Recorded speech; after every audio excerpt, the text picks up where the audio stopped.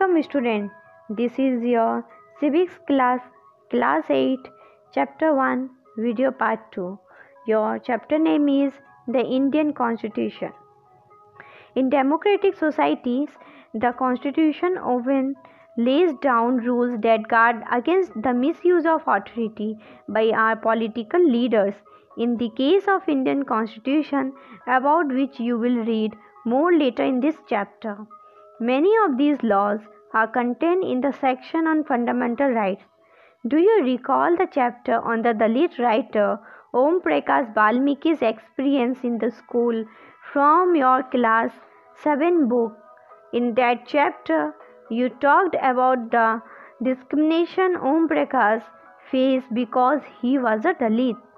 You read about how the Indian Constitution guarantees the right to equality to all persons and says that no citizen can be discriminated against on ground of religion, race, caste, gender and place of birth. The right to equality is one of the fundamental rights guaranteed by the Indian Constitution. लोकतांत्रिक समाज में प्रायः संविधान ही ऐसे नियम तय करता है जिनके द्वारा राजनेताओं के हाथों सत्ता के इस दुरुपयोग को रोका जा सकता है। भारतीय संविधान में ऐसे बहुत सारे कानून मौलिक अधिकारों वाले खंड में दिए गए हैं। क्या आपको कक्षा 7 की पुस्तक में दिए गए दलित लेखक ओम प्रकाश वाल्मीकि के अनुभवों की कुछ याद है? उस अध्याय में बताया गया था कि ओम प्रकाश को दलित होने के कारण किस तरह के भेदभाव का सामना करना पड़ा। वहाँ आपने पढ़ा था कि भारतीय संविधान देश के सभी व्यक्तियों को समानता का अधिकार देता है। हमारा संविधान कहता है कि धर्म, नस्ल, जाति, लिंग और जन्म स्थान के आधार पर देश के किसी भी नागरिक के साथ भेदभाव नहीं किया जा सकता। इस प्रकार समानता का अधिकार भारतीय संविधान में दिया गया एक मौलिक अधिकार है। Another important function that a constitution plays in a democracy is to ensure that a dominant group does not use its power against other, less powerful person or groups. लोकतंत्र में संविधान का एक महत्वपूर्ण काम यह होता है कि कोई भी ताकतवर समूह किसी दूसरे या कम ताकतवर समूह या लोगों के खिलाफ अपनी ताकत का इस्तेमाल ना करे। Such unhealthy situation can occur in democratic societies too, where a majority can continuously enforce decisions that exclude minorities and go against their interest. As the above storyboard illustrates, every society is prone to this tyranny of the majority.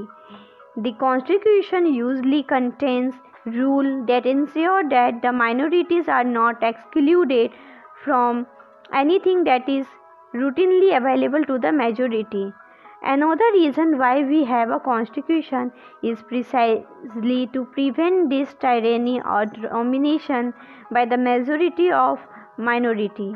This can refer to one community dominating another, that is intercommunity domination, or members of one community dominating others within the same community, that is intra-community domination.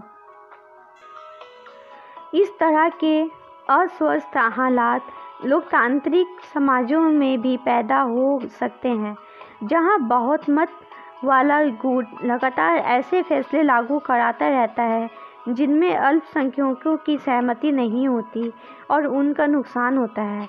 जैसा कि इस चित्र कथापट से पता चलता है, बहुमत की निरंकुशता का खतरा हर समाज में बना रहता है।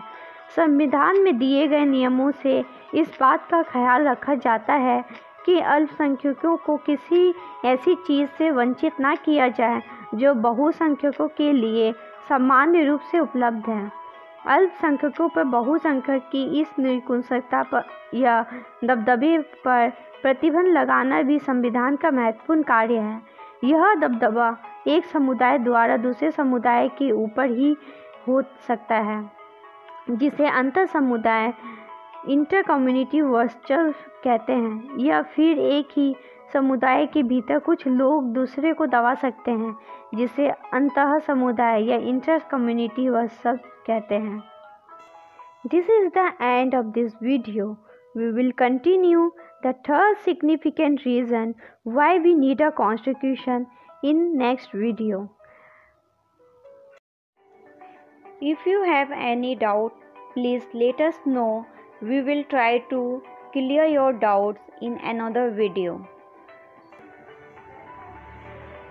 अगर आपको कोई संदेह है तो कृपया करके हमें बताइए।